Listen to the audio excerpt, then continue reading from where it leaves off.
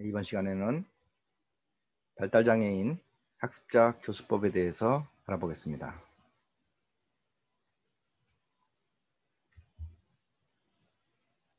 발달장애인 학습자 교수법에서는 먼저 지능의 관점 변화에 대해서 다루겠습니다. 두 번째로 강점 행동 만들기, 세 번째로 강점 기반 평생교육을 위한 제언을 다루겠습니다. 먼저 지능의 관점 변화. 우리가 흔히 지능을 이야기할 때 IQ 개념을 많이 사용합니다. 지능 검사를 통해서 그 개인의 지능이 전체 지능에서 어느 정도 수준인가를 파악하기 위한 수단이죠. 여러분도 알다시피 발달장애 아동이나 성인들은 지능이 일반인에 비해서 높을 수가 없습니다. 일반적으로 흔히 사용하는 이 지능 검사로 개인의 역량을 평가한다면 발달장애인은 항상 저평가될 수밖에 없을 것입니다. 그래서 저는 지능의 어떤 관점으로서 발달장애를 바라보지 말자. 즉 IQ의 관점으로 발달장애인을 바라보지 말자. 그래서 지능의 관점을 다른 관점으로, 즉 다중지능 이론입니다. 이것은 다중지능 이론인데, 다중지능 이론으로 지능을 바라본다면 발달장애인들도 강점을 찾을 수 있지 않을까라는 생각을 합니다. 다중지능 이론은 지능을 총 8개로 나누고 있습니다. 오른쪽에 그림을 보시면 인간 친화지능, 자기성찰지능, 자연지능, 공간지능, 음악지능, 신체운동지능, 논리수학지능, 언어지능 등 8개의 지능으로 구성되는데요. IQ 검사에서는 주로 언어지능이나 논리수학지능 중심의 검사를 진행합니다. 그렇다면 발달장애인에게는 상당히 불리할 수밖에 없습니다. 이렇게 다중지능 개념으로 발달장애인의 지능을 측정한다면 이 8가지 중에서는 어느 것 하나 정도는 강한 지능이 있을 것이고, 또 이 8가지 지능 중 개발 가능한 지능이 있지 않을까라는 생각을 합니다. 전통적인 어떤 지능 검사가, 또 우리의 학력 검사가 개인 간 차이를 검사하고 있습니다. 즉 개인과 개인 간의 차이를 통해서 상대평가를 하게 되는 것이죠. 그렇다면 그러한 어떤 무리의 절반은 항상 평균 미만일 수밖에 없고, 발달장애인들은 늘 그 평균 미만에 속할 수밖에 없습니다. 장애가 있는 경우 다른 사람과 비교를 통해서 자신의 강점을 발견하기란 좀처럼 쉽지 않습니다. 하지만 다중지능 이론처럼 개인 간 지능의 차이를 비교하는 것이 아니라 개인 내의 지능의 차이를 비교하자. 즉 아까 말씀드렸던 8가지 지능 중에서 가장 강점 지능은 무엇이고 가장 약점은 무엇인가를 찾아낼 수 있을 것입니다. 즉 강점 기반 지능 관점에서는 개인 내 차이에 따른 자신의 강점 영역을 찾아가는 것입니다. 강점 기반은 개인의 역량에 대해 이해하는 방법이고, 개인의 역량을 바라보는 가치관이기도 합니다. 강점 기반은 지능이론 분야를 비롯한 다양한 영역에서 실천될 수 있을 것입니다. 이렇게 얘기할 수 있겠죠. 영희는 수학을 못하지만 영어는 잘한다. 개인 내에서 자기가 못하는 영역은 있지만 잘하는 영역도 있다는 것이죠. 그렇게 된다면 누구나 잘하는 것 한 가지는 있을 수 있게 되는 것입니다. 그래서 과거에 제가 발달장애인의 다중지능을 측정해 보았습니다.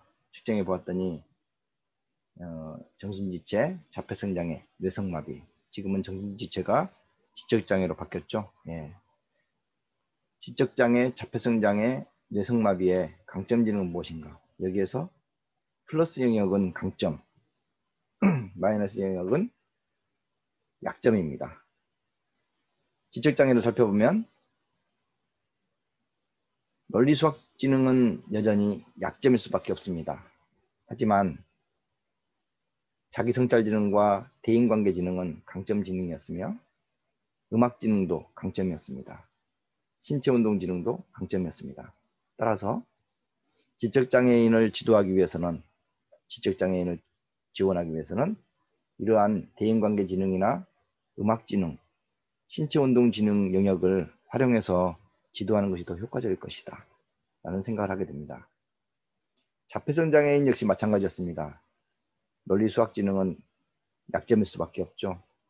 그러나 음악지능과 신체운동지능은 강점으로 나타났습니다. 뇌성마비인도 논리수학지능은 약점이고 공간지능도 약점이었습니다. 뇌성마비인이 공간지능이 약점일 수밖에 없는 이유는 신체적 제한으로 인해서 공간 지각하는 능력이 다른 사람들에 비해서 떨어지기 때문입니다. 그러나 대인관계지능과 음악지능은 강점지능이었어요. 그렇다면 뇌성마비인을 지도하기 위해서는 논리수학지능이나 공간지능을 중심으로 지도하는 것이 아니라 대인관계지능이나 음악지능 중심으로 프로그램을 짜서 지도하는 것이 더 효과적이라고 볼 수 있겠습니다.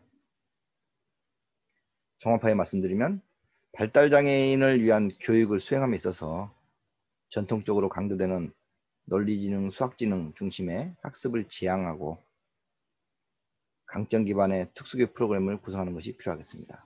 여기에서 이 연구 결과만을 놓고 본다면 대인관계지능, 음악지능, 신체운동지능 이런 부분들이 필요하겠군요. 그리고 뇌성마비 같은 경우에는 대인관계지능, 음악지능 이런 부분들을 강점으로 살려서 지도하는 것이 필요하겠습니다.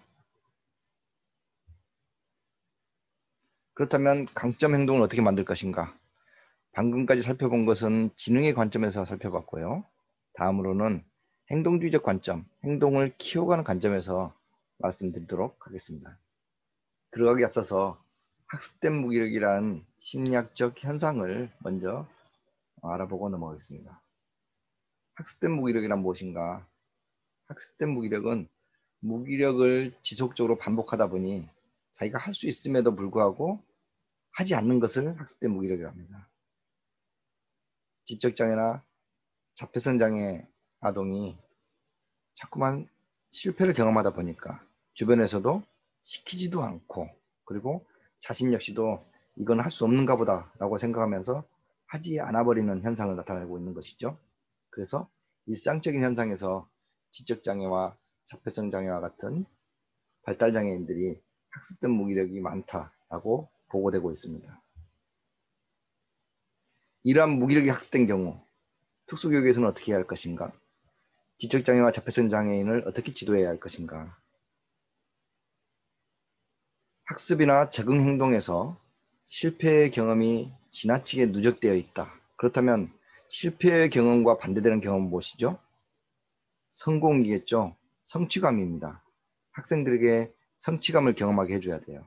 그래야만 이러한 학습된 무기력을 극복할 수 있게 됩니다. 일상생활에서 성취감을 경험할 수 있도록 과제를 분석하여 제시하는 것이 학습된 무기력을 해결하는 방법입니다. 그래서 여기에서는 이러한 과제 분석법을 중심으로 발달장애인의 교수법에 대해서 말씀드리겠습니다. 과제 분석이란 무엇인가? 과제 분석은 학습자가 수행해야 하는 과제를 작은 단위로 잘게 세분화하여 쪼개서 순차적으로 제시하는 것입니다. 큰 과제를 한꺼번에 제시할 경우 발달장애 학습자들이 거부감을 가지면서 애초에 시도조차 하지 않기 때문입니다.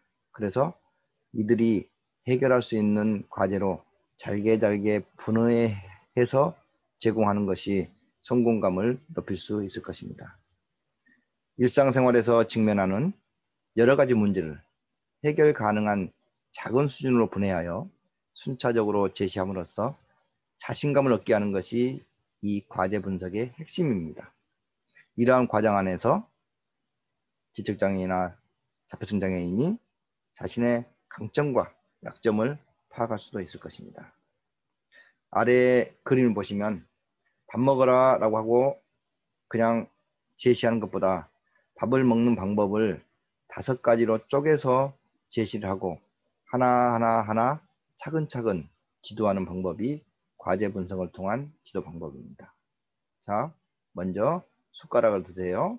그리고 숟가락으로 한 숟가락 뜹니다. 그리고 들어서 입에 넣고 씹습니다. 이렇게 5가지 과정으로 제시할 경우에는 아이가 하나하나 따라하기가 쉽고 그 따라하는 과정 안에서 성취감을 경험할 수 있을 것입니다.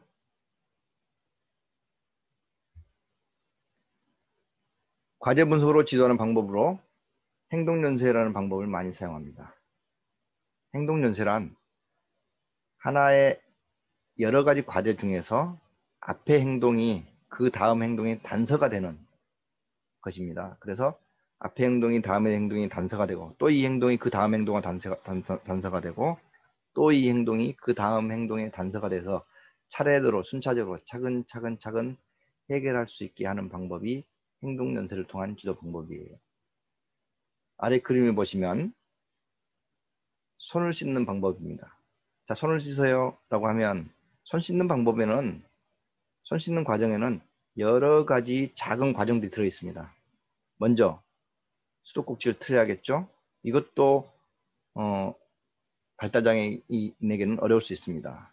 먼저 수도꼭지를 틀고 그 다음 비누를 묻히고 그 다음 손을 씻고 그 다음 수도꼭지를 닫고 맨 마지막에 수건으로 물기를 제거합니다. 자, 이렇게 5단계로 제거합니다. 그래서 차근차근 하나씩 연습하는 거예요. 수도꼭지 트는 방법 먼저 연습하겠죠. 그 다음에 비누 짜는 법, 그리고 씻는 법 이렇게 하나씩 연습하다 보면 이러한 독립된 과제를 순서대로 체계적으로 연습하여 전체의 아주 큰 과제를 쉽게 수행할 수 있게 됩니다. 행동 연쇄하는 방법을 이렇게 앞에서부터 제시하는 방법이 있을 거예요. 방금 제가 말씀드렸던 것은 앞에서부터 제시하는 방법입니다. 앞에서부터 하나씩 차근차근 제시해서 학습자가 결국에는 모든 과정을 다 해 나갈 수 있게 만드는 것이죠. 그와는 반대로 뒤에서부터 제시하는 방법이 있습니다. 이건 후진법이라는데요. 이건 왜 할까요? 예, 학습자가 맨 마지막부터 하게 하는 것이 학습자에게 있어서는 성취감을 높일 수 있습니다. 그래서 앞에 부분은 선생님이 다 해줘요. 즉 선생님이 수도꼭지에 틀고 그 다음에 비누로 짜주고 손을 씻고 수도꼭지를 닫고 학습자는 뭐만 합니까? 너는 마지막에 수건으로 손만 닦으면 돼 라고 하면 돼요.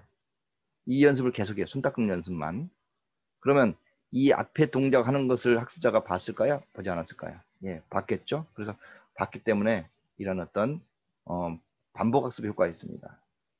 그 다음에는 학습자가 1번, 2번, 3번까지만 해주고 교수자가 1번, 2번, 3번까지 해주고 4번, 5번은 학습자가 하게 됩니다.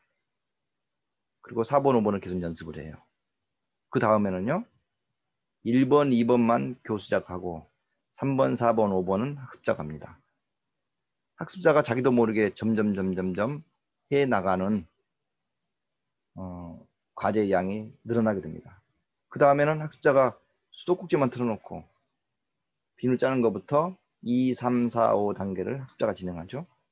마지막에는 교수자는 손을 씻으세요 얘기만 할 뿐 학습자가 수도꼭지를 틀고 비누를 묻히고 그 다음에 손을 씻고 수도꼭지를 잠그고 마지막에 물기를 제거하는 이런 단계를 거치게 됩니다.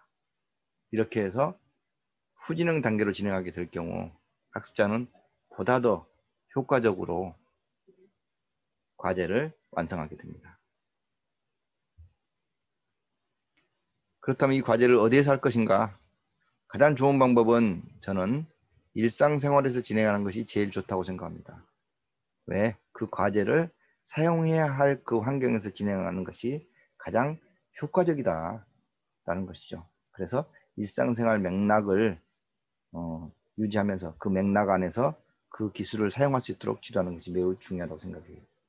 이것을 뭐라고 하냐면 일과 삽입 학습 기회라고 합니다. 일과 삽입 학습 기회를 통해서 일상생활 안에서 자연스럽게 가르치는 것이 매우 중요하겠습니다.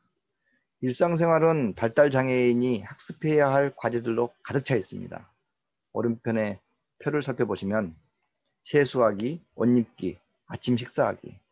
세수하기만 보더라도 세수하려면 그 하위 과제로 많이 들어가 있죠. 화장실에 들어가기, 비누 묻히기, 얼굴과 손 문지르기, 헹구기, 수건을 닦기. 그죠?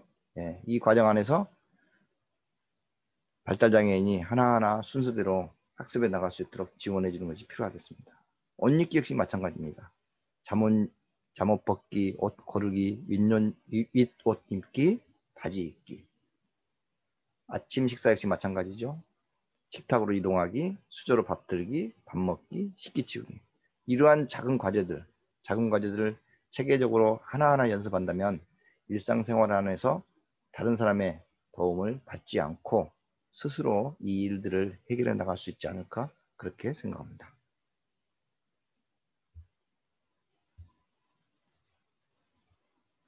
어떻게 진행하는 것이 효과가 있을까?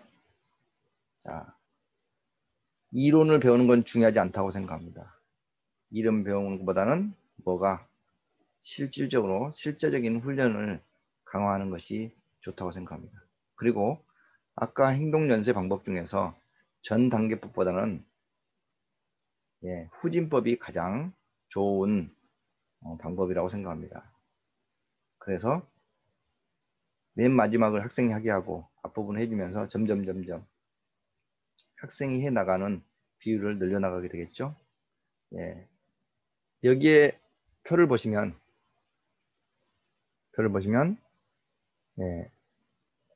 학생이 아침 식사 돕기가 있는데 처음부터 일찍 일어나 나와서 아침 식사를 도와라 라고 얘기한다면 어느 누구도 하지 않을 거예요. 그래서 처음에는 얘야 와서 밥 먹어라 이 얘기만 합니다. 그럼 밥만 먹어요. 계속 밥 먹는 것만 해요. 그 다음에는 어떻게 해요? 자, 숟가락 가져가서 밥 먹어라. 그러면 아이가 처음에 밥 먹는 걸 했기 때문에 숟가락 가져가서 밥 먹는 것도 어렵지 않게 할 수 있을 것입니다. 얘야 계란 뒤집고 숟가락 가져가서 밥 먹어라. 이것도 계속 하다 보면은 쉬워져요. 점점 자기도 모르게 하나씩 하게 됩니다. 나중에는 자, 빵 굽고 계란 뒤집고 숟가락 넣고 밥 먹어라. 이렇게 한다면은 하나하나 또 진행하게 되는 거죠. 이렇게 해서 뒤에서부터 후진법으로 진행하게 될 경우 아동이 자기도 모르게 조금씩 하다가 결국에는 본인이 다 하게 되는 이런 결과를 가져오게 되는 것이죠. 그래서 일상생활 안에서 행동연세 방법을 적용하되 전진법이나 전단계법보다는 후진법을 통해서 전개하는 것이 더 효과적일 것이다. 이렇게 생각합니다. 자, 저희가 방금 제가 말씀드린 거는 촉진법을 사용한 거예요. 어떤 지원을 하는 것이죠. 그러면 이렇게 얘기하는 사람이 있을 거예요. 아니, 그럼 얘들을 평생 지원해 줘야 되는 거냐? 아닙니다. 그래서 지원의 양을 점점 줄여가야 하는 거예요. 결국 중요한 것은 아동이 자신의 힘으로 혼자 할 수 있게 하는 방법이죠. 그것을 뭐라고 하냐면은 용암법이라고 합니다. 용암법. 주변에서 교수자가 촉진의 양을 조금씩 줄여가면서 결국 최종적으로는 아동이 스스로 자신의 일을 할 수 있게 하는 것. 이게 용암법 방법이라고 하죠. 용암법 방법을 진행하기 위해서는 다음과 같이 진행하면 돼요. 주변에서 도움을 주는 것이 100%였다. 처음에는 진행하다가 한꺼번에 다 줄여서 어차피 네가 해야 할 일이니 너 혼자 다 해 라고 하면 아동은 잘 하지 않을 거예요. 그럴 때는 어떻게 해야 돼요? 점점 줄여가야 돼요. 그래서 처음엔 100%다 해주다가 그 다음에는 교수자가 90% 해주고 아동이 10%를 하게 해요. 그러면 아동은 할 겁니다. 왜? 조금만 더 하면 되니까. 그 다음에 이게 좀 익숙해지면 그 다음은 교수자가 80% 하고 아동이 20%를 합니다. 점점 아동이 하는 양을 늘려가요. 그 다음에는 교수자가 70%, 아동이 30%, 교수자가 60, 아동 40, 그 다음에 50, 50. 그 다음 뭐예요? 교수자 40, 아동 60. 이제는 점점 아동이 하는, 학습자가 하는 양이 늘어나요. 강도가 늘어나요. 그렇게 되면서 본인이 스스로 할 수 있다는 자신감을 가져가게끔 만들어줘야 돼요. 그러고 나서 결국 나중에 어떻게 하죠? 교수자가 10%, 아동이 90%를 하게 되는 거죠. 맨 마지막 단계에서는 아동이 100%를 수행할 수 있게끔 만들어주는 것. 이게 용암법이라고 할 수 있습니다. 주의할 점은 다음과 같죠. 성과가 느릴 수 있습니다. 그러다 성질 급한 사람은 죽을 수 있는 거예요. 이렇게 느리다 보니까 아이보다 교사나 부모가 먼저 지치는 경우가 많이 있어요. 그래서 이러한 성과가 느릴 수 있다는 걸 감안하고 조금씩 줄여가는 연습을 하는 것이 필요하고, 또 이렇게 해야만이 아동이 습득한 기술이 아주 오랫동안 유지될 수 있습니다. 그리고 일상생활 안에서 발달장애인에 대한 어떤 부정적인 인식, 걔는 이것밖에 안 돼요, 걔는 아무것도 안 돼요, 이런 말들이 있는데, 이러한 어떤 부정적인 인식을 좀 줄여야겠습니다. 그들이 아무것도 못하는 것이 아니라 할 수 없게 제시한 교수자의 잘못이 크다고 봅니다. 그래서 최대한 아동이 할 수 있을 만큼 잘게 쪼개 제시해주고, 거기에 따라서 점점 촉진의 강도를 줄여가면 아동이 스스로 할 수 있게 되는 것입니다. 그리고 가장 중요한 거는 늘 성공감을 주는 거예요. 그렇지 않아도 늘 실패감을 경험하였던 발달장애인입니다. 그래서 과제 분석을 통해서 과제를 잘게 쪼개주는 것이 중요하고, 또 과제 양을 어느 정도 할 것인가, 수행 능력이 좋은 사람 같은 경우는 과제량을 많이 줄 수 있겠지만, 수행 능력이 낮은 사람은 과제량을 좀 줄여줬으면 좋겠다라는 것이죠.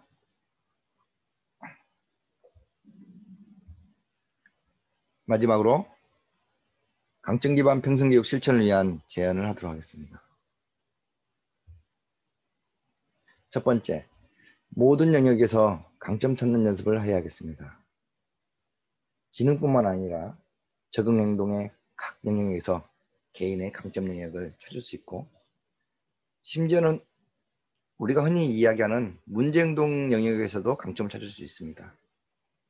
문제행동을 안 하는 발달장애인보다 문제행동하는 발달장애인이 오히려 더 적극적일 수 있습니다. 단지 그들의 의사 표현 방법이 매우 비정상적이기 때문에 문제행동을 치유해야 하는 것은 당연한 것입니다. 그러나 이 문제행동을 다른 바람직한 행동, 즉 의사소통을 함양하는 행동으로 바꾸어 준다면 이들이 사회에 참여하는 데 있어서 도움이 될 수 있지 않을까 생각합니다. 다음으로 부분 참여의 원리를 실현해야 한다. 부분 참여의 원리는 이런 원리입니다. 개인에게 부여된 과제 중에서 모든 과제를 다 할 수 없다, 너무 힘들다, 수행 능력이 안 된다 한다면은 부분적으로나마 참여할 수 있게 하는 것입니다. 그래서 부분적으로나마 참여하여서 자기 효능감을 높일 수 있고 성취감을 높일 수 있어야 됩니다. 이러기 위해서는 교수자가 해야 할 일이 과제 분석을 잘하고, 그 과제 분석에 따라서 이들이 할 수 있을 만큼 큰 크기로 제시해 주는 것, 이것이 필요하겠죠. 그리고 무엇보다 중요한 것은 이렇게 부분 참여를 할 수 있도록 사회적으로 허용적인 분위기가 되어야 하는 것입니다. 다음으로 장애는 환경의 문제라는 것이죠. 장애를 개인이 가지고 있는 개인적 특질로만 생각한다면 그 개인이 모든 것을 해결해야 합니다. 그러나 장애는 개인의 문제가 아니에요. 그 장애를 이겨내기 위해서 환경적인 구조를 바꾼다거나, 특히 물리적 환경, 사회적 환경을 바꾼다면 장애인이 장애를 장애로 느끼지 않고 살아갈 수 있을 것입니다. 그래서 발달장애인이 장애를 장애로 느끼지 않고 살아갈 수 있도록 사회적 환경을 바꾸고 사회적 태도를 바꾸는 활동들이 있어야겠습니다.